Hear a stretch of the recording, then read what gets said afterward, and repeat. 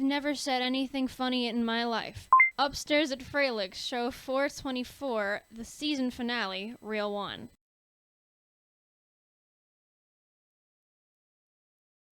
I don't think it's possible to, or advisable, or even smart to call yourself an artist or talk about yourself as an artist. I mean, first of all, it's a business, and to forget that or ignore it or act like it's not there is just idiotic.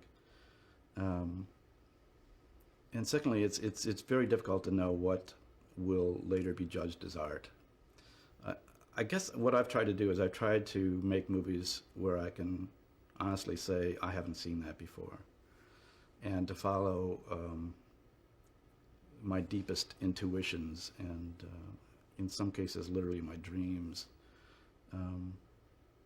so that I don't feel like I'm copying something that's come before me. The new album from Rush. Okay. All right, we got to get into this, man. I had some thoughts. Let me tell you, I had some serious thoughts about this whole thing. Since we're coming to the end of this, and it's been an incredible train ride, I got to say. But I mean, it's weird how you, being a completist, force us to watch Freddy versus Jason. I had to put my family through that. I want to thank you. We had a wonderful weekend, by the way, as a result of that. But because it started raining and it wouldn't stop. Nay, and as we say this, I'm wearing my Freddy shirt right now. Well, I'm wearing my international male black shirt. That's it. And I've got some sweat shorts on because I just got off the bike. Okay, so Freddy versus Jason, right? This is 2003. Both franchises are effectively dead by this point, right? Yep. But they thought they could breathe some life into it by doing the thing that everybody had requested. Now, this is my question. I know that the discussion had been around forever that they wanted to do a Freddy versus Jason, but why? Why did they want to do a Freddy versus Jason? Since they were talking about this for years. I remember the end of the 80s, they were talking about Freddy versus Jason, and it was like a dream. It was like some kind of wish that they have these two. Why not Michael Myers versus Leatherface? Why not Leatherface versus Freddy? Things like that. There was talk about it for a while, but then the studios couldn't get together and agree on it, because you got to remember, before Jason went under the New Line banner, it was a Paramount thing. Both studios had to collaborate in order to do that, and it almost did happen sometime in the 80s, but negotiations fell apart, and the whole issue brought up, like, now remember, this whole thing was additionally brought on by that stinger at the end of freaking, Jason Goes to Hell. Jason Goes to Hell, right. Yeah. But it took 10 years to happen, and it had nothing to do. The studio owned both properties. They could have shit out that movie anytime they wanted. But they were pretty much dead by 1989. Well, they were dead, but the problem is they couldn't get a good script together.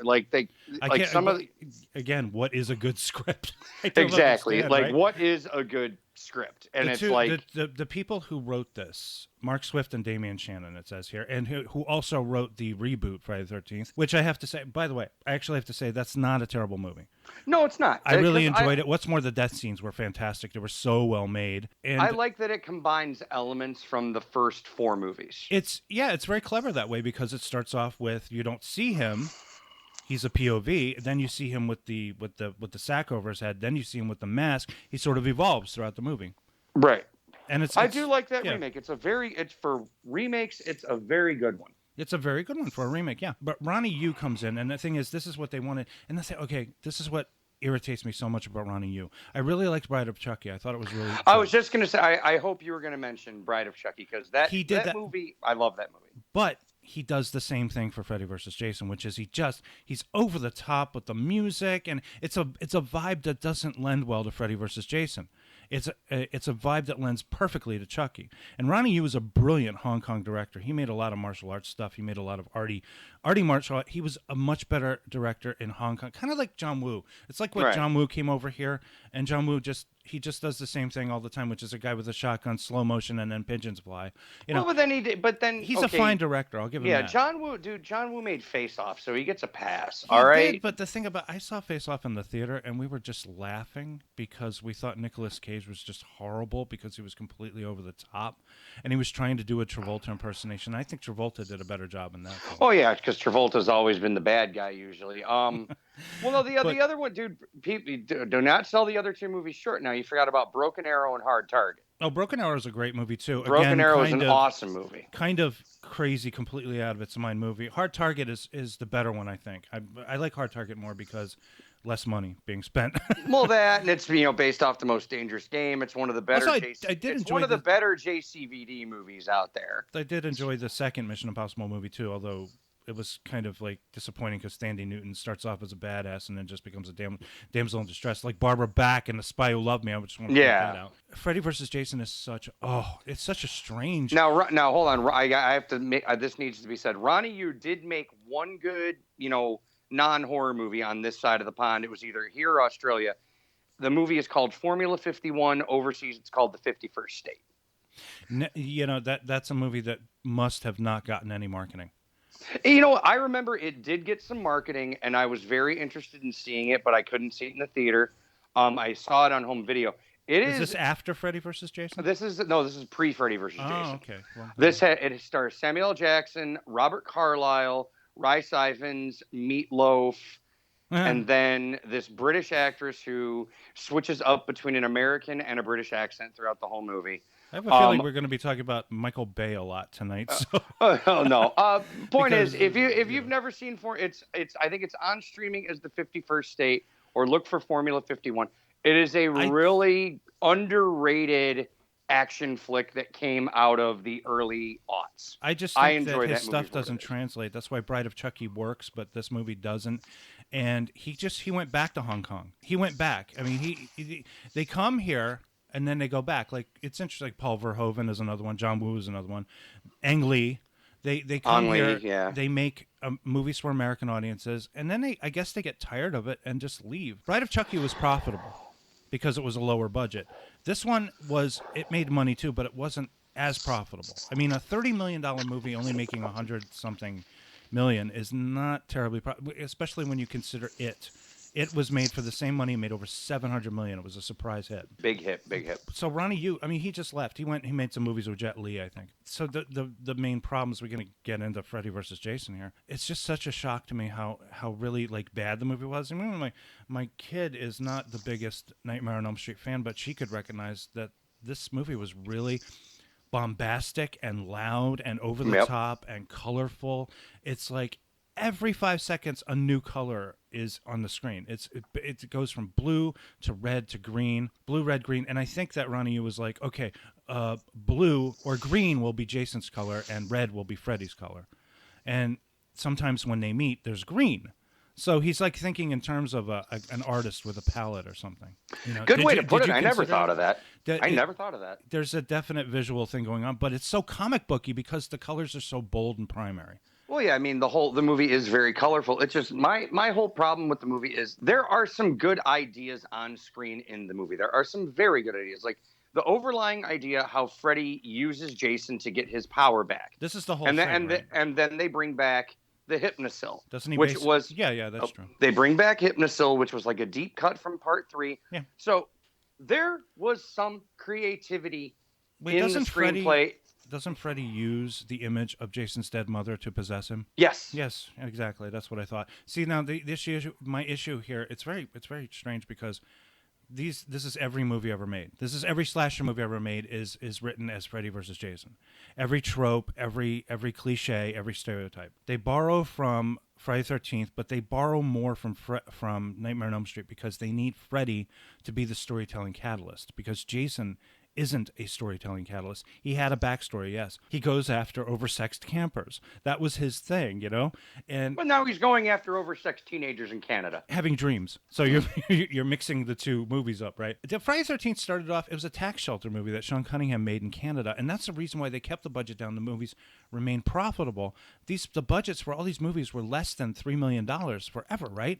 And they all made like $20 million. So Paramount was like, okay, you're still in the black on the books, so you can keep making movies. They pay their lighting bills with these, This isn't Top Gun money. This isn't Mission Impossible money. This isn't Raiders, Indiana Jones money. But this is enough to pay the bills. So they kept letting him make these movies, and they kept picking them up. I don't think Paramount owned the franchise. I think they just picked they actually okay, in the beginning they didn't, because Friday the 13th was an independent production.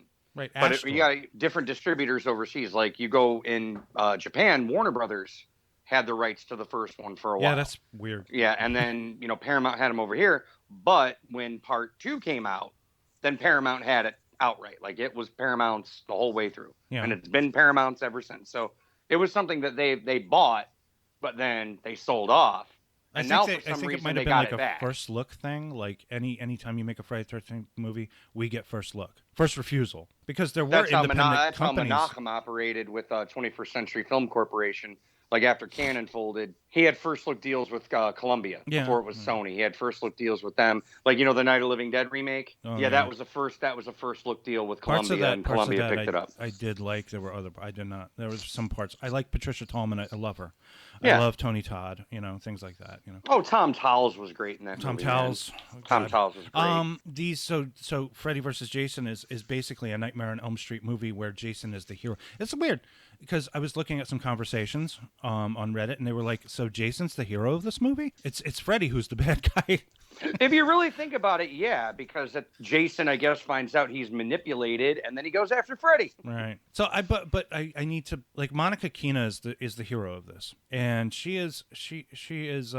We kept talking about how, like, she always looks so made up all the time, right? She's got perfect lipstick and makeup, even when she's bruised and battered. Her lipstick and makeup are still perfect. Oh yeah, they're perfect. Plus she has these enormous breasts, and we kept talking about that too. It's like, how the hell are they doing that? Because she's running around like crazy. You'd think that the breasts would set. My wife is like, oh, it's a push-up bra she's wearing. It's not only is she big, but they're made bigger by the push-up bra. So she looks like this, and she's gorgeous too. She's just too gorgeous, and there's like a problem here because we have like a weird split where because her boyfriend is not that attractive, Oh, dude, it's Jason Ritter. It's Jason Ritter, but why the fuck couldn't they get, like, I don't know, who's that guy with the lips from the Carrie remake that I keep seeing in all these movies? He's got these lips, and he's the Tommy part, and his name, it's like not Miles Teller. Not Miles Teller, no, the guy with the weird name. He was in West Side Story recently, and he was in another movie that we watched. I know who the fuck you're talking about. That guy from Baby Driver. Okay. Whatever, Baby Driver. Yeah, she needs Anson Elgort or something like that. Anson Elgort. There you go. Something like that. Yeah, that's like a weird-ass name. The reason Heather Langenkamp works is because she has that kind of girl next door appeal. She's cute. She's, like, cute, but she doesn't look overly made up, She just sort of... And she's innocent, too. She has this innocent quality. Monica doesn't really look innocent. No, Monica just looks like a Hollywood starlet. It's like, dude, you're not she's a teenager. cookie-cutter blonde, I mean, now, ironically enough, her friend, the tomboy one...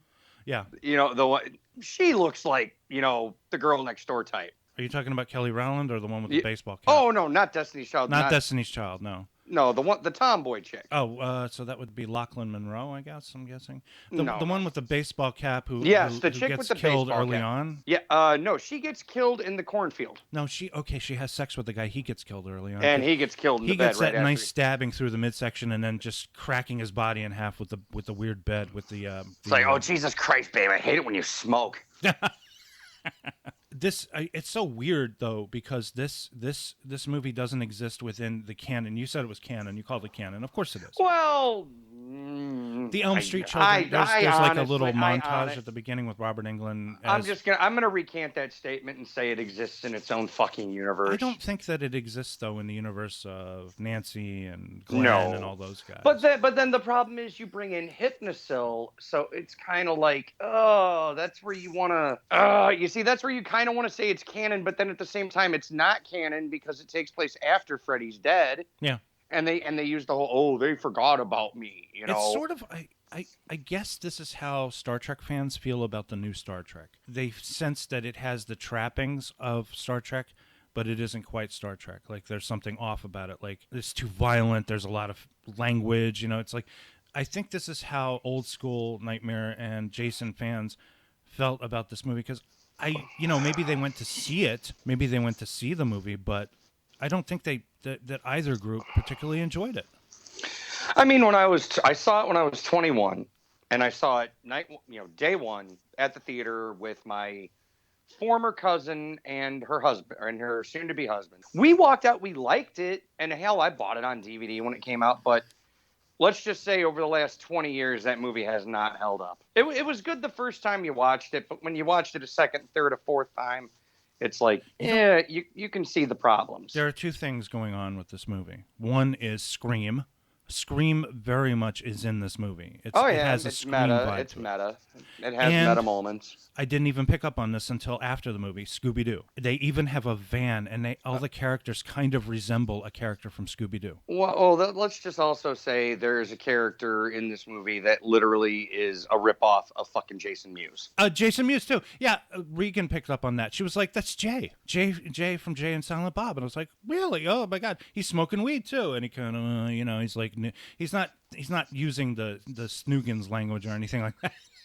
But it's a straight up poor man's Jason Mewes. Like, that's what that is. And if there ever could be a poor man's Jason Mewes, yes. Exactly. I was also thinking about that other guy. I mean, remember the guy from Detroit Rock City? He's kind of a poor man's Jason Mewes. Yeah, fucking Trip. And it's like even you think about it honestly, it's like Kevin Smith and Jason Mewes are a poor man's Cheech and Chong. Yeah. And now Freddy versus Jason does a poor man's Jason Mewes. It's like, wow. It's like we got the Walmart fucking brand here, Thematically, though, and tone-wise, this movie is so far removed from the movie that we're about to talk about, which is the remake from 2010. This movie is, like I said, it's bombastic. It's over the top. It's taking a can of red paint and splattering it all over your face. It's basically, I guess, what they would call in red letter media nostalgia bukkake. Oh God! Nostalgia bukkake. That's what they said about the Ghostbusters Afterlife movie. That's all it was. Nostalgia bukkake, and I'm going to keep saying that until people throw up. Okay, well, I liked Afterlife. Okay, but you notice me, I'm not going gaga over Afterlife. Like, oh my God, it's the greatest fucking movie. You should read my review. I said at the end of my review, I hope Harold Ramis haunts the fuck out of these people for doing this. That's what I wrote. Dude, at least it was better than the fucking 2016 Ghostbusters. Jesus, all right. There's some stuff growing on my shower curtain that's better than that movie. Anyway, so this movie is really stupid. I was really glad. The best thing about this movie was the running time. I was just really surprised that Sean Cunningham... Short, sweet, and to the point. That's all it was. Short, sweet, and to the point. I was just surprised and disappointed that Sean Cunningham not only produced it, but approved it. And from what I understand, Wes Craven did not. He thought that this whole thing was fucking horrible. Well, Wes Craven didn't... He was done with Freddy after New Nightmare, and you know that after New Line got Jason, Cunningham has been involved ever since. Yeah, just... Like, anything Jason, why would he approve Cunningham's of this? involved. I mean, I enjoyed the Final Friday. I know it's not a favorite. I love how you ask yourself this question. Why would he approve of this? Think about it long and hard for a second. Why would he approve? I don't know, money. Bingo. Okay. It's all about money because Sean Cunningham needs money. And for Christ's sake, New Line, it says here in Wikipedia that they spent $6 million developing the script. Are you fucking kidding me with this? This is basically cookie cutter, okay, girl, skinny dipping, gets up out of the water, no boyfriend, dead, Jason, introduction. I mean, this is like every movie ever made. And they spent $6 million on this. What a travesty. I mean, it just can't... Yeah, but this is Warner Brothers' New Line around this time. They had money. They had the bottomless checkbook. They even had Brandon Braga and Ronald D. Moore, and those two are really great writers. They mainly work in science fiction. Oh, I know who hey, dude, I know who they are. Basically, they were big guy on Star Trek. Yeah, and they did Battlestar. Battlestar, and everything else. I mean, like great writers, right? And they tossed that script out too. They even tried to get Guillermo del Toro and Peter Jackson, and they tossed that script out. So what the fuck, dude? What are they doing? Well, Guillermo was realistic because you got to remember Blade 2 was Guillermo, and this was Blade 2 was pre Freddy versus Jason. And when Blade 2 was a big hit, and, let's just face it, Blade 2 is better than Blade. Not by much, but it's slightly better. Blade 2 is probably my favorite. It is. Yeah. It is. That was back when Guillermo del Toro was a seriously awesome film director back then. I think you're still basing this off Shape of Water, which I totally get. I'm not a big fan of I know. I still no, it's ever since shit out it was Pan's Labyrinth is the movie that really disappointed me. I think Hellboy was awesome, but then Pan's Labyrinth, and I'm like, Well, both Hellboys are awesome, but regardless, after Blade 2 made the money, of course they were going to offer him Freddy versus Jason. Of course they were going to offer. It seems like they $6 million. They talked to all these fantastic writers, and then they throw out their ideas. Never mind. Jonathan Abel and Glenn Berger, who worked on King of the Hill, for crying out loud. I mean, they were throwing everything at the sink, but I think they just wanted something the most basic way. And the thing is, audiences had grown up and gotten tired of slashers. We talked about that. Yeah. So slasher films were dead. I mean, 2003 is like the era of torture porn. But at also the same time, this was a money maker of an idea. The problem is they threw too much money at it, and it didn't, the movie made money. They didn't get that much return on investment because of all the money they put into development and getting the fucking thing made. Also the marketing, too. Yeah, the marketing was just... Dude, they had that whole... I remember they had that whole fight, the weigh-in. Remember, did you ever see that? The weigh-in? I never saw the weigh-in. Is that something? Oh, the weigh-in is great. Like, they literally hyped up this whole thing where they said Michael Buffer was out there and Robert Englund came out in full fucking makeup and they did the weigh-in. They looked at each other like fucking two mean-ass boxers and shit like that. Oh, God, it was great. Like, dude, they hyped the fuck out of this movie back in the day. I'm telling you. But then it only makes 116. And by then, New Line already had its deal with Warner. Yeah, they're already So they were absorbed. already getting big releases at that time. Hell yeah. This is the year of the Return of the King, too, on top of that. So, again, it was a blip because, Return of the King, went gangbusters for them. And, so who cared if Freddy versus Jason didn't make enough money? Lord of the Rings fucking did it for them, It did, but it's incredibly disappointing. But then you have the drought, and it lasts because this is the end, really, right? It's the end of everything because 6 years later, Friday the 13th would come out, the remake. Yep. And I remember that movie did well opening weekend. Like, that movie made a shitload of money opening weekend. Numbers here. It was a $19 million budget, so at least it wasn't that terribly expensive. Oh, it doubled its budget that opening weekend, I think. It made a lot of money. Well, yeah, definitely. That's where all the money is going to come for the most part. But altogether, it made 92, which is not that great. I watched it. I've enjoyed because it. you want to know. Well, there's a reason. You want to know what I remember about this? Like, this is something I remember a lot. It made a shitload of money that opening weekend, right? But this is the problem with horror movies. Second weekend, man, did it dip. Like, it had like a 60% drop on its second weekend. And like, it was only in theaters for like another week or two. And then like it slowly trickled out. Like we've talked about this before. Willem Dafoe said it best in the Final Cut documentary. Those days, the box office, you needed to have that one opening weekend if your movie was going to work. And Friday the 13th had it. It had that big opening weekend. It made double its budget back. It made enough money to triple up. Made a profit for the studio. They moved on. It did what it was supposed to do. Did it have legs? Did it stay in theaters for 2 months? Fuck no. That movie wasn't going to stay in theaters for 2 months. When do you think it disappeared? Probably after the first month? It probably just... It was gone after a month. It started going into the second run theaters? Yeah, because second run we had a second run theater back then. So yes, it was going into second run around that time. Now, the director of that movie had done Texas Chainsaw Massacre, the remake. And that was a good remake, too. It was good. It was good. It was really good. That was also Michael Bay producing, right? Well, that was the whole thing. Platinum Dunes is Michael Bay's company, Platinum Dunes. Yeah, Platinum Dunes had decided to do these remakes, right? Yeah. They were the ones, and then... And Meatloaf, and again, back to Meatloaf, he said it best. Hey, 2 out of 3 ain't bad. Yeah, he would do anything for love, but he won't do that. Yeah, well... Which was directed by Michael Bay, which I have to point out because it's very important that you understand Samuel Bayer, the guy who directed the remake of Nightmare on Elm Street. He was the quintessential voice of 90s rock music videos. This guy directed music videos, and you can see it in the movie, but we'll get to it in 1 second. Yep. First, I want to point out, this was kind of like the lost years for me. I think the first, I don't know, man. I want to say the first 10 years of my marriage. It's bizarre, but between 2000 and 2010, it's all a blank. It's all a blur. I don't even remember half the things that were going on back then. Most of the time I was working like crazy because I had to work all kinds of bizarre shifts and stuff.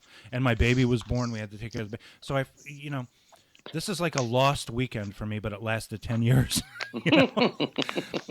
So, but what's interesting is Marcus Nispel, the guy who directed the Texas Chainsaw Massacre, he directs Friday the 13th. Those movies got good notices. They did. They did. But then he goes and directs a remake of Conan the Barbarian with who is it? Jason Momoa. And that movie just and then he doesn't make another movie for 4 years, and then he stops directing altogether. Well, dude, I'm not even a big Conan fan in the first place. So I really enjoyed the first one with Arnold. Conan the Destroyer, not so good. you got to remember, Conan the Barbarian was directed by John Milius from a script by Oliver Stone, and they could not make the movie unless they could get Oliver Stone. This is back when writers had a bit of power. Oliver Stone had a lot of power because he had directed Midnight Express and Scarface, or he'd written Midnight Express and Scarface, so he had a lot of clout, and he was the guy who got Conan the Barbarian made. Writers had more power back then. Yeah, but it's a great movie. The reason it's great is because they don't give Arnold anything to say. He has no dialogue. You see, funny you say that because, as we record this, we're in day one of the writer's strike. That's right. We are. That's the problem is writers suck these days, so I don't give a fuck. You could get an AI to produce a script. Get Chat GPT to make your next Freddy movie, and I guarantee it'll be better than anything. The guy is talented, but he disappeared. He completely disappeared. It's strange. So Freddy versus Jason was just, the movie existed to please fans. That's all it did. But it didn't. Yeah, exactly. It existed to dispel. It's terrible. But this I will say before we move into our next one. You put me on a desert island with either one movie or the other, I am picking Freddy versus Jason over the next one. Oh, my goodness. I you am are going to picking be, it. okay. Oh, God. If you tell me you liked this movie. I have now, I've watched the movie. We watched all the Nightmare on Elm Street movies a few months back, of course, to prepare for this whole damn thing. It took forever. And we watched the final movie, the remake, which was released in 2010, directed by Samuel Bayer, and starring Rooney Mara and Jackie Earle Haley, and Clancy Brown. Hey, and I watched it again recently, and then I watched it again, and then I watched it again. I've seen it 4 times now. It gets better every time I watch it. Oh. Now, okay, I'm gonna. There's something you need to understand. I need to get this through to you. You need to understand this. I understand. Nightmare on Elm Street, 1984. One of the great slasher films. It's incredible. Made for $1.1 million. Doing everything that it did, becoming such a success, and building up New Line Cinema. We talked about all this. We went through the whole history. You should never go into the remake of this movie with knowing what you know about the original Nightmare on Elm Street. If you can clear your head, drink some Everclear and light yourself on fire like those idiots in the Freddy vs. Jason movie did, and then come back and watch this movie. I'm telling you, this is a really good movie. It's an incredible movie, actually, when you consider what they did. They took the idea of Freddy. They kept the basic components of the story. They put a spin on it. They elaborated on certain things that Wes Craven could not elaborate on in 1984. They turned Freddy into a human monster almost. And what's more, they keep him in the shadows. And he is just almost like a demon or a spirit that's haunting these kids. And you apply some of that new wave pop psychology to the whole thing. This movie can be enjoyed on its own terms as long as you're not thinking about the original Nightmare on Elm Street. I don't think about that. I think about 2 things that kill the movie for me. A, Jackie Earle Haley, who I thought could pull it off. He did not pull it off because Robert Englund is still Freddy no matter what. Yeah, that's true. And that's true. Number 2, too much CGI. I'm going to give you a little bit on the CGI. I personally, I didn't have a problem with Jackie Earle Haley. I know the reason they cast him. He had just been nominated for an Oscar for Little Children. Well, yeah, obviously. And Watchmen. Of course, he had done Watchmen at this point. And he got a lot of notices for Watchmen playing Rorschach. He actually say what you will about Watchmen, regardless of your opinion of the movie. Jackie Earle Haley was the standout of fucking Watchmen. Well, the Watchmen, it was okay. I think it was a little, considering that they had crammed this thing into an almost 3-hour running time. Well, okay. Did you see Watchmen in theaters? Did you see Watchmen in theaters? No. I watched it. See, on cable. did, and you see, what I remember is this. I walked out of Watchmen. I said, this movie good, but it's nothing exemplary. And then I watched the director's cut. Like every Zack Snyder movie, for some reason, his director's cuts are always better than the shit the studio churns out. Yeah, except I really wished he had edited his Justice League down a little bit. Okay, okay. 4 hours of that is funny. Just too funny much. You say that. I just watched Justice League recently. I'm preparing for The Flash coming out next month. And we've talked about Army of the Dead too. I mean, it's just too fucking long for the story. I agree with you on Justice League. I honestly think that was his ultimate cut, and he got to do that. But had it gone to theaters, it probably would have been 3 hours long and not 4 hours long. I think the 3-hour version would have been a little better. But hey, it was just they crammed everything in the kitchen sink. That's the problem. Yeah, I mean, I bought the Watchmen graphic novel for my wife because she's a big graphic novel fan. She read it, and then she watched the movie, and she said, yeah, basically they did get just about every important story point into the movie, but because they had to cram it, it felt like rushed and they were jumping over certain things. So that was her complaint about the movie, but otherwise, it's an interesting. It was interesting. I just don't think Watchmen is a project that everybody wanted to do at some point. Terry Gilliam wanted to do that movie, and everyone said that movie was or that graphic novel was unfilmable. Like, it's quite possible. Make a you know movie what? out of it. I mean, The Dark Knight Returns is the thing I really want to see. I want to see The Dark Knight Returns. That's Frank Miller's Batman. Yeah. And Watchmen kind of rips off Dark Knight Returns, stylistically, thematically, visually. But it is the granddaddy of the most hyped up graphic novels ever made. Jackie Earle Haley was actually in another thing too, that my wife and me watched, Preacher. He was in that for the first season, and he was really good. He's like a very scary presence in that movie. Well, he was also in Human Target, that TV show, and he was a standout of that. He actually was good. I mean, RoboCop remake, he was good in that. Yeah, but Okay, the less said about that, oh my God, less said about that, the better. That was, I mean, oh my God, what a strange, horrible, the whole thing. It goes to me is with this. There's one Freddy. There will always be one Freddy. They tried to do it again. They tried to get the most menacing person. If you're thinking about the '84 movie, I agree with you. If you turn off your brain and just watch the movie, there are some interesting things in here that he's doing. I just want to point that out. I mean, hell, dude, the Child's Play remake. I even said that. Like me and you both loved the Child's Play. It was good. I really liked it. Yeah. Okay.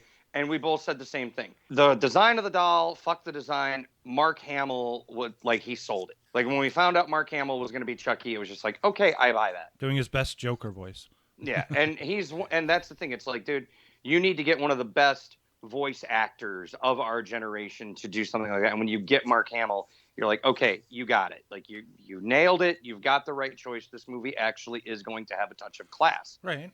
And then with Nightmare on Elm Street, I honestly thought the same thing. Like, I'm like, Jackie Earle Haley, okay, he was great. They were trying to do high profile here. This was trying to be high profile. It was trying to... It's what I was telling you when we were talking about all the movies beforehand. Nightmare on Elm Street is kind of an art film. It's kind of an artistic slasher film. It's an art slasher film. And I think that's what Samuel Bayer was doing. If you look at his imagery, it's very similar to a lot of the music videos that he directed at the time. He directed Smells Like Teen Spirit, the Nirvana video, and I'm sure you've seen it. I was going to say that. I knew that. You remember that video. Of course. Now that, he also directed the Cranberries video for Zombie. He directed Blind Melon's No Rain. These are some of my favorite music videos. He directed Iron Maiden's Wasting Love. He directed Suicidal Tendencies, Nobody Hears, Public Image Limited, Johnny Lydon's band. He directed Jesus and Mary Chain videos. And he directed a Rush video, too, which I never saw. All right, well, you know what? I'm just going to add on to that. All I'm going to say is one thing. Not everybody can be David Fincher. But he's close to it. He also directed most of American Idiot for Green Day. I want to point that out. If you want to get even more ironic, look at Rooney Mara. Rooney Mara is very interesting. Rooney Mara's career almost ended before it got fucking started, but the greatest music video director who transitioned to film saved her career. Yeah, that's true. David Fincher. Well, but she made several movies before this. This was her first leading role, and she's playing. It's interesting. Rooney Mara is interesting to me because she is one of these actors. She's not a movie star. She's an actor, and she comes from a very wealthy family that is also the result of its wealth from arranged marriages, basically. I mean, one part of her family owns the New York Giants. That's how wealthy she is. And her whole family is made up of actors, too. Her sister, Kate Mara, is on House of Cards on its first season, the best season of the show, I might add. I think it's weird because I think Kate is the better actor, even though Rooney's been nominated twice. Yeah. She was nominated for The Girl with the Dragon Tattoo, directed by David Fincher, the next year that she was in that. And she was nominated years later for a movie called Carol, directed by Todd Haynes. She's a fine actress, but again, remember how we talked about Monica Keener? Yeah. She's like this gorgeous, tarted up strumpet. Heather Langenkamp is the girl next door, cute, adorable. Rooney Mara's not very, it's not typically, I guess, objectively attractive or beautiful. She kind of looks... She makes me worry about her health looking at her. She seems really skinny and sallow, but she's a fine actress, and she really does carry this off. The movie is loaded with a lot of disturbing imagery, and it has a very dark sensibility to it. But again, as I was saying, it was a welcome change of pace from the fact that Freddy's Dead really wasn't visually interesting. Freddy's Dead wasn't visually interesting. They went back to the visual for this, and it's because this guy is a music video director, so he knows how to really kind of put together a very interesting image. And he's the polar opposite of Ronny Yu, because his direction and his visuals are very understated compared to Freddy versus Jason. You take your music video directors. I mean, you've got. I'm not going to go back to the '80s. I'm just going to stick to the '90s, okay? Because think about Andy Morahan, Russell Mulcahy, Highlander. I thank you. This is why you and me do this show, because I wanted to avoid. Here Russell we Mulcahy. are, born to be kings. I really wanted to avoid Russell Mulcahy. But think about Highlander. Well, hold on. Since you said that, I'm going to say Steve Barron, Teenage Mutant Ninja Turtles. But he directed a shitload of fucking music videos before he did that. Yeah, Teenage Mutant Ninja Turtles also has that kind of music video sensibility to it. Sometimes it can be a good thing. Sometimes it can be a bad thing. But then, okay, so I'm mainly sticking on the '90s guys. So you have, again, David Fincher, granddaddy of them all. Okay, he is the best. He will always be the fucking best. To a lesser extent, you've got Spike Jonze. To another extent, you've got Mark Romanek. Spike Jonze is a fine director. He's a fine director. Mark Romanek made 1 Hour Photo. Oh, Mark Romanek. That motherfucker gets a pass. He gets a lifetime pass. That guy, he did direct a lot, because I would see, back in the days, this is back when MTV actually mattered, so you could see the music video. They would actually show music videos back in the day, and they would give you the credit who directed it. Yes, those are like some of the best ones, like Spike Jonze, Mark Romanek, David Fincher. Those were the best guys that came out of the worlds of music videos and started making movies. Like, yeah, Russell Mulcahy, I think he did Duran Duran. He did, I think it wasn't he Rio. Some Paul McCartney videos. Yeah, but then he got his start in Guns N' Roses too. I'm not sure. Andy Morahan definitely did do some Guns N' Roses. Those guys also. Andy Morahan directed one of the Highlander movies too. I forget which one. Oh, Andy Morahan. He did the third one. Highlander 3, Final Dimension or something. Final Dimension. Yeah. So I guess it doesn't go without saying. Okay. Wait, can I piss you off for a second? Sure. I enjoyed Highlander 2, The Quickening. I thought it was a great film. Oh, who did, dude? I fucking love Highlander. Okay. Man. I just wanted to make sure, because everybody seems to hate that movie, and I don't know why. Well, I'll raise you this. I like the Renegade cut, the one that takes the planet Zeist out of the equation. I like them both. I've seen them both. I like them both. I mean, both are good, but honestly, the fucking Planet Zeist version just makes no fucking sense whatsoever. The editing is so bad. But it doesn't matter, because in either cut, you still can't understand a fucking word Christopher Lambert's saying. But the Renegade version, for lack of a better word, it's more coherent. Okay. Sure. Anyway. Sure. It's a kind of magic. The problem I really have with this movie is Samuel Bayer. Yes, just like you said, when I knew who Samuel Bayer was, when I'm like, oh my God, the guy who did Smells Like Teen Spirit, a fucking revolutionary music video, he's doing this movie. He literally does like what, one movie and it's over? That's it. Yeah. One movie and it's over. Something happened there. I think he was disillusioned by the process, and also he wasn't getting any help from the marketing. Also, Craven was pissed off too, so he didn't even get his blessing from Craven. So he was out there all on his own with his dick in the wind, basically. I think that's what happened, and this is probably a bad experience for him, and he'll never go back. This is why the Friday the 13th and Chainsaw remakes work, because now obviously Cunningham had something to do with the remake. I believe Toby Hooper and Daniel Pearl and Kim Henkel all signed off on that remake. Probably because money was involved. And maybe that's the thing. Maybe money wasn't involved for Craven or something. Or maybe Craven doesn't look at it that way. Maybe he's not like Cunningham. He's not the guy who will change his mind if you add the right amount of zeros to the check. I want to say this, Froelich. I want to make it my mission to get you to watch this movie again and try to put away any knowledge of the original movies and the first movie, and just sort of watch it on its own terms, which is to say, we said this at the end of our previous episode, going into it that it's not going to be as good as the original. So if you put the original out of your mind and watch the movie, there's some very interesting stuff going on here. I agree with you. Like, there are a lot of good ideas in this movie. I like the fact that I'm not going to say the movie is completely unwatchable. Okay. I agree with you. I am open-minded on the movie. There are some good ideas in the screenplay, such as it makes you think if Freddy really was a fucking child molester. It really makes you think. It's explicit here. This is something that Craven wanted to put in his original story. I guess maybe he changed his mind, just made it a child killer. But the thing is, killing is bad as molesting. Yes, maybe molesting is worse because you live with the memory, and that's one of the things that's very interesting about this film. It's like it's like your character says, "He's coming after us because you killed the wrong guy. He didn't do anything," and it turns out he actually did do shit. Well, it's like what was fascinating to me is that the adults in this movie are the bad guys because of what they did to the kids. Freddy molests the children, and then they take a turn molesting the children in their minds. Nancy's mother in this movie is a clinical psychiatrist, a psychologist, and she uses hypnotism basically, or she buries those memories in all the kids so that they don't remember it. And this is something that kind of I can understand this because this is a human monster. There are two human monsters.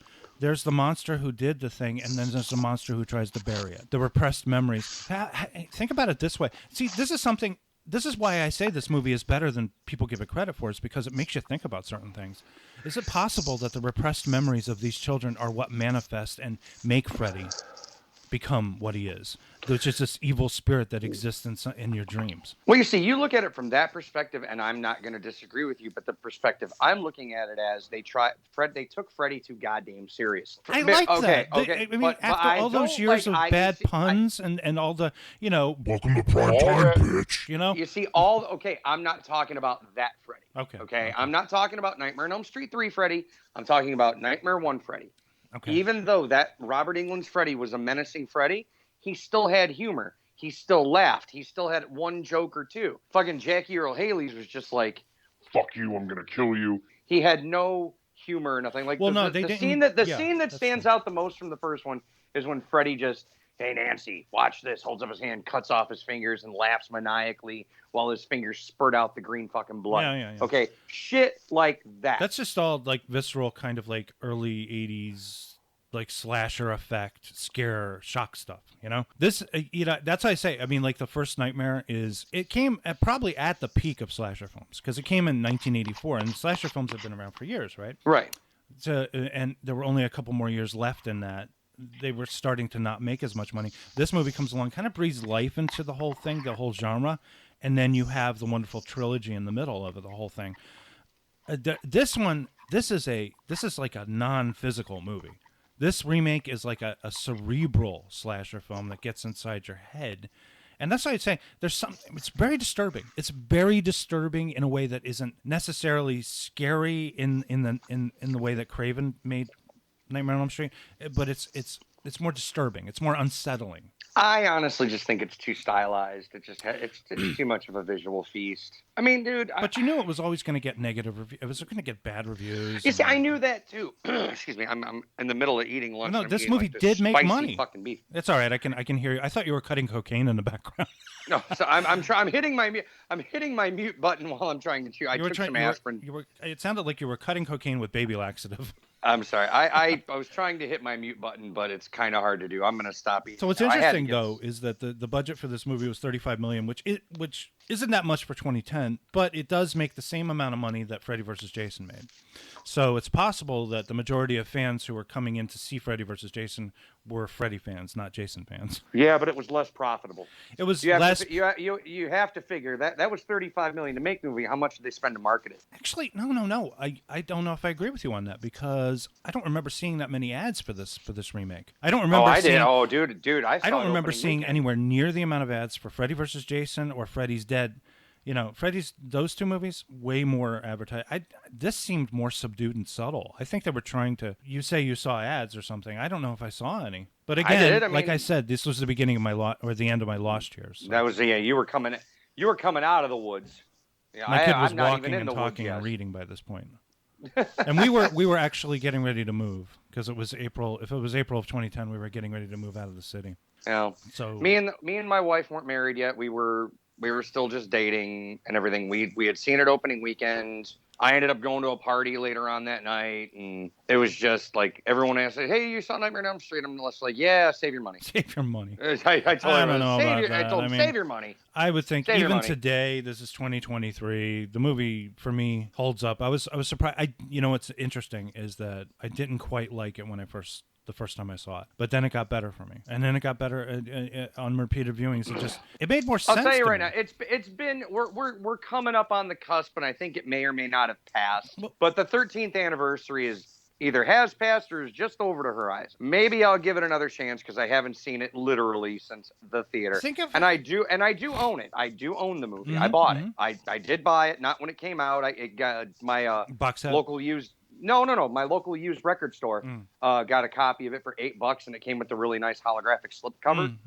So I said, for $8, fuck it, I'll buy it. You know what I mean? But think about how different it was, though, because this is not what you expect when you expect a remake of Nightmare on Elm Street. They go in a different direction, and that's kind of brave when you think about it. Maybe that's part of the reason that it didn't really do gangbusters or get really good reviews or get anybody excited about it, is because it's kind of a depressing film. It's like a dark journey into the mind, and it's got a labyrinthian feel to it. It kind of reminds me a little bit, at least in story, to Hellbound, Hellraiser 2. All right, I'll do one better. You want to know another movie that came out a year later that people dogged, and I think it's a good movie? What? The prequel to The Thing. We've talked about this. I think the prequel to The Thing is a solid, underrated flick. However, I would love to see the original cut without all the bullshit CGI. Yeah. I remember we talked about that when we talked about. Yeah, we did talk about. We compared The Hateful Eight and The Thing, and we talked a little bit about the prequel. The prequel is interesting. I still think the prequel is a very underrated movie. I think it's a very good movie, and you got to understand, I am a person who holds John Carpenter's The Thing near and dear to my heart. It is one of my favorite horror films, if not my favorite horror film of all time. Yeah. So that bar was high to begin with, and if I'm gonna say I like the prequel to The Thing, that means okay.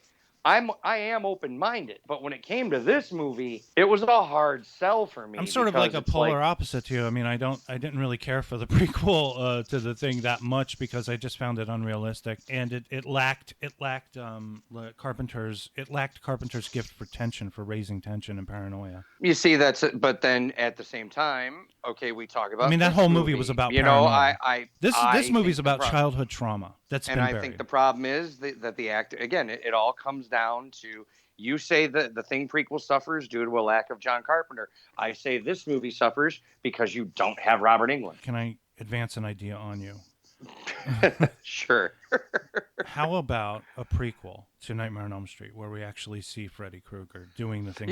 That's been talked about. And then the parents get... That is a classic Wes Craven story right there. Wes Craven is about revenge fantasy. But you know what's even funny? They already kind of did that. What, with this movie? No, with Freddy's Nightmares, the TV show that came out. Right, yeah.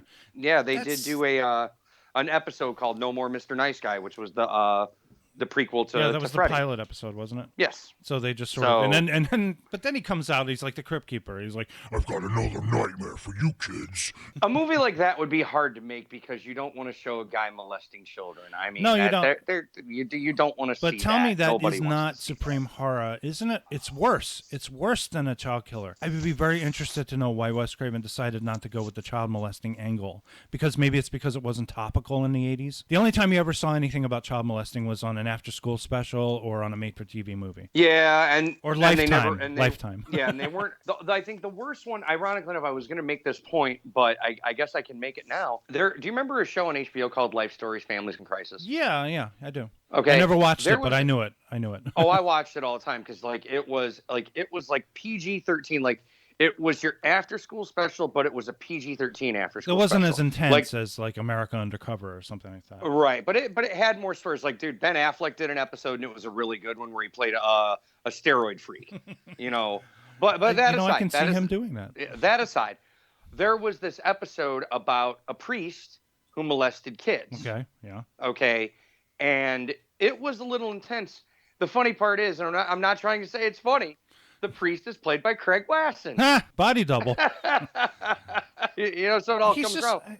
That's so weird because he's so likable. Right now, I can't see him as a molesting that episode, it was kind of, when I was a kid, because I had HBO growing up, that was a hard episode for me to watch. Like, I think I watched it twice, maybe 3 times. Yeah, I lived. But every time I was just like, ew, you're seeing this priest in a room. The kid was just topless. I think all you had to see was the kid in his tidy whities. You never saw anything worse than that below the waist. Well, I'll tell you this. I grew up. I wasn't a child when we moved to Queens. When we moved to Astoria, I was probably, let me see, 93. I was 20 years old or 21. A lot of my friends grew up in this neighborhood, and there's a church a couple of blocks down where there was an enormous scandal of priests molesting children.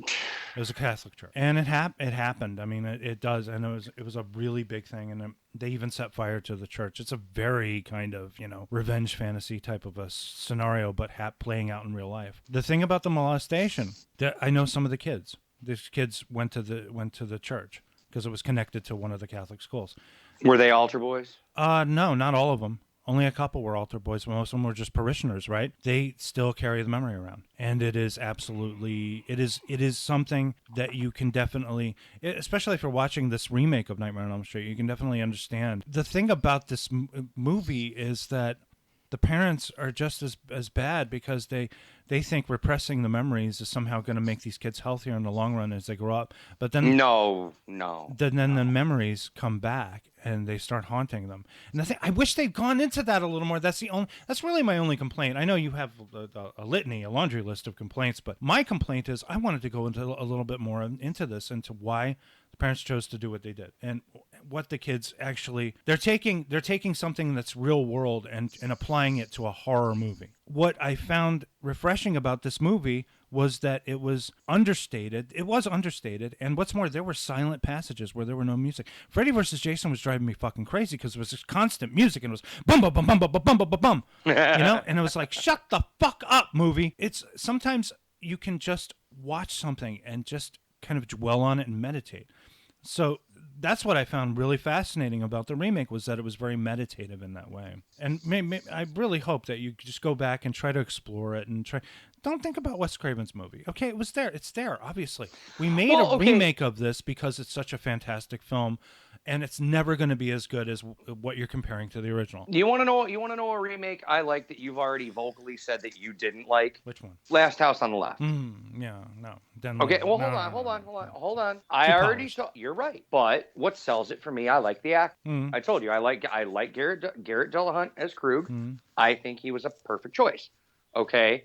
I love the fact that Tony Goldwyn plays the parent because he doesn't get enough work. That's the thing. Now, I'm not going to say it's a great fucking remake by any stretch of the imagination. I just saw him on an episode of Dexter. I would rather watch the original. I would rather watch the original any day. Same with The Hills Have Eyes, although we both agree, if you're going to remake a Wes Craven movie, that's how you do it. Yeah.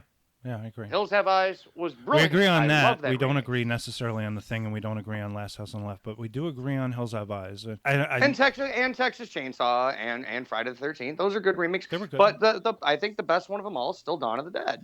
That's the high benchmark. Ironically enough, it goes back to Zack fucking Snyder. Working from a script by James Gunn, though. That's Yes, the thing. James working Gunn from a wrote the James- script, and James Gunn is a writer. Zack Snyder is a filmmaker. There are differences. Like I've said, I've told you this before. Rian Johnson is a great director. He's a great filmmaker. He's not a good writer. Well, James Gunn actually is both a great writer and director. James Gunn is okay. I really enjoyed Slither. Slither is probably my favorite of his movies. Well, obviously, yes, but what are you trying to say? You don't like the Guardians Well, of the Galaxy? I enjoy the Guardians of the Galaxy, but it's a Marvel property. And What about the Suicide Squad? I enjoyed the Suicide Squad, but I have a feeling, because I wrote in my review, I think the movie was good because it wasn't horrible. And there were things I liked about the Suicide Squad, but there was some stuff in there that I feel like it doesn't hold up for me. I still like watching that movie, man. It's James awesome. Gunn's a fine writer. He's a fine writer. He's a fair director. I think Zack Snyder's a stronger director than James Gunn, but not as good as a writer. I could agree with you on that one. And I think he's a Zack terrible Snyder's a stronger studio director. head, okay?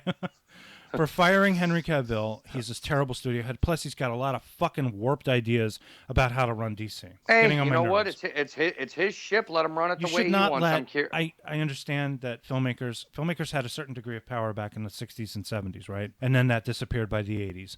But I don't think you should have a filmmaker running a studio, because not all of them can be Steven Spielberg. Well, funny part is there is a filmmaker who currently runs a studio, and here's your ironic part. He was a shitty filmmaker, but an insanely good studio head. Brian Robbins. Brian Robbins, you see, that name means nothing to nobody, but I'll tell you some of the stinkers that motherfucker made. Who's he running? What's he running first? He's running Paramount. Oh, okay. And you know how good Paramount's doing right now. Well, what happened to Sherry Paramount's- Lansing? Did she retire, or did she move on? I don't know about that, but he's been running Paramount for a couple of years now, and he's made some terrible fucking movies. Okay. I mean, he made Ready to Rumble, that wrestling movie with Scott Conn and David Arquette. He made Hardball with Keanu, and of course, he was the lead star of Chud 2, Bud the Chud. And well, okay. Can I just say, okay, some people are meant for executive offices and chairs and nice views at their office and suits and stuff, and some people aren't. It's like, you know, you're never going to be president if you can't wear a tie. That's what Paul Stanley once said. You can't be president and not want to wear a tie. Some of them were cut out for acting. Some of them were cut out for studios. Yeah. And in James Gunn's case, time will tell on this one. We don't know yet. I mean, I think he's but a if fan. he's going I to think continue making terrible decisions, then maybe he should. You know what? Those terrible decisions got started 10 years It's ago. reminding me of the Academy's new standards. They want to put more women in movies, and I'm like, women are in movies. They're in movies. There's only one movie in this entire Nightmare on Elm Street franchise where a woman is not the lead. Mark Patton. Exactly. And speaking of Mark Patton, we got to talk about Mark Patton. We just got some. I got some really bad news a couple of days ago on the Nightmare on Elm Street Films.com website, which has closed down all its media stuff, which is interesting. But he was already HIV positive a few years back, but now it's kind of progressed into full-blown AIDS, and there's a fundraiser for him. If I could just... And it's met its goal, but you know that doesn't mean you still can't contribute to help the guy out. Yeah, it's just kind of interesting. I guess maybe he didn't make enough money acting. Well, I checked his filmography. He really didn't. After Freddy 2, he really didn't do a lot. Did he go into something else? Did he get into some other line of work then? Not too much. He was he did get into another line of work after he quit acting. I mean, he still did interviews. He still did cons. He just quit acting. And he showed up in the documentary, so you got to give him credit. Hey, everyone! I told you everybody showed up in that fucking documentary. For Lord Byron. I'm sorry, not Lord Brecken. I called him Lord Byron. Well, let's call him Lord Byron from now on. Yeah, Lord Byron, Lord Breckenmeyer. And Mr. Too busy sucking off Seth Green with the robot chicken off. and also Mr. Depp and Miss Arquette. You know, say what you want about Amber Heard, but she's the only one who gave a shit about that relationship. Literally. Oh God, terrible. I heard that. Amber Heard fired her interior decorator. Apparently, they had a disagreement on where to place the stool. I can't take credit for these jokes. These jokes came from another source. Sorry.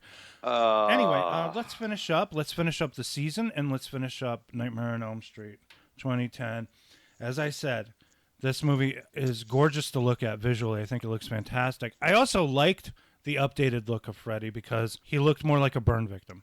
He didn't look less... You know what, that was one of the things I kind of sort of liked, but then it was ruined by a little too much CGI polish.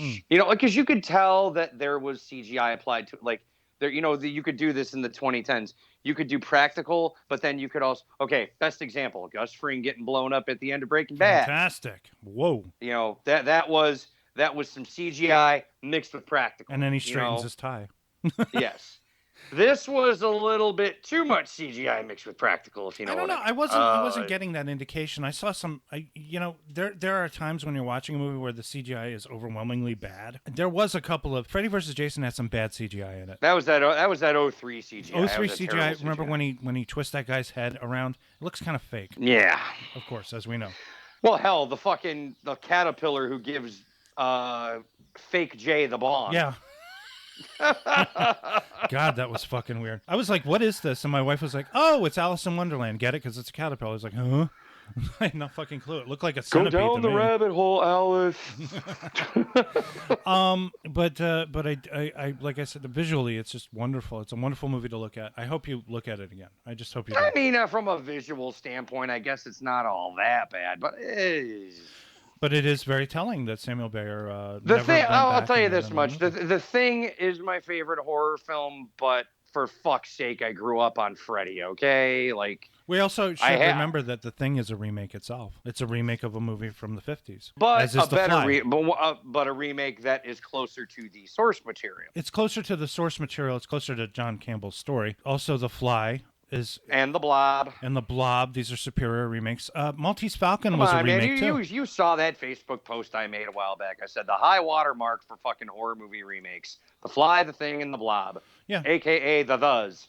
That's because you have directors that are stylistically, they have their own styles. You know kind of what you're getting into. Chuck Russell's kind of big. He's big, but not in a Ronny Yu way. He's a good big. And then you have Carpenter, who, Halloween, Assault on Precinct 13, he applies a lot of that because what makes the thing so awesome is, the visual effects and the fact that he shoots it in a certain way to make it look so realistic, even though it's 1982. And then you have The Fly, which is just pure Cronenberg. This is like a total Cronenberg thing. He actually took The Fly, a classic kind of cheesy horror movie from the 50s, and Cronenberged it, if you will. And do not let the screenplay credit fool you. Even though it says written by Charles Edward Pogue, Cronenberg did a rewrite and didn't take credit. Yeah, you can pretty much tell that he rewrote it.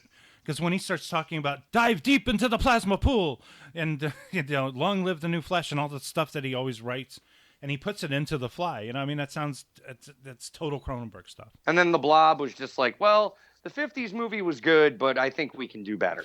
Yeah, wonderful, wonderful film. We should probably wrap this up by saying I'm going to order a pizza later from Torgo's Pizza, but they weren't open, so I had to call Freddy's Pizza. And Freddy will be here with some pizza. Here's your pizza, bitch. Oh, God. And it's delicious, nice too. Nice little MST3K thing there with the Torgo's Pizza. I like that. Manos, the hands of fate. And this is Freddy, the fingers of fate, if you will. Freddy, the Mr. Knivey hands of fate. Yes. Bitch. All right, that wraps it up for our fourth season, and I'm gonna take a nice little break here and relax, and then we're gonna come back and do some Kiss, right? We're gonna do. Yep, we finally got to do. I have think we're to gonna do finally this. do our Kiss cast. Because they're doing their final fucking tour, even though Kiss. So is Aerosmith. Yeah, but if you talk to the Kiss I've fans, I've seen Aerosmith twice. I don't need to see him again. if you talk to Kiss fans, they're like, no, this isn't their final tour. This is the final leg of their farewell tour. And it's like, shut up. I hate Kiss fans. I hate Kiss fans so much now. After everything that's been happening, let's say goodnight. Different conversation for a different podcast. There you go. Yeah. All right. So like, share, and subscribe, and we will also be linking Mark Patton's GoFundMe to the description in this episode. And now that I remember, I will do that for the show notes. Damn it, because Yep. I always forget these things. But I'm glad I'm an elephant. I mostly never forget, but sometimes I do. But on that note, everyone have fun. We'll see you next season when we talk about Kiss. Be coming up in a couple of weeks, I think. And I'll see you in your dreams, bitch. Yep. Later, bitch.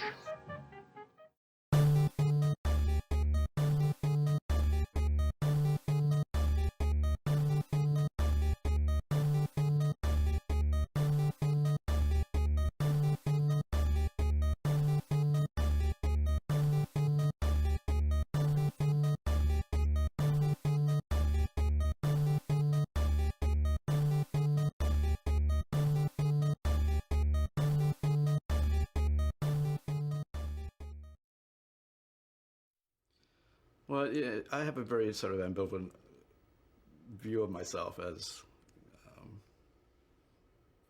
an artist or as a filmmaker. I mean, somebody once, when I was first starting in films in New York, says, if you want something on your gravestone in the film business, I think the best thing is filmmaker. If you can honestly say that, that's all you need to say. And that I think I would like that on my gravestone, along with whatever you do, don't fall asleep.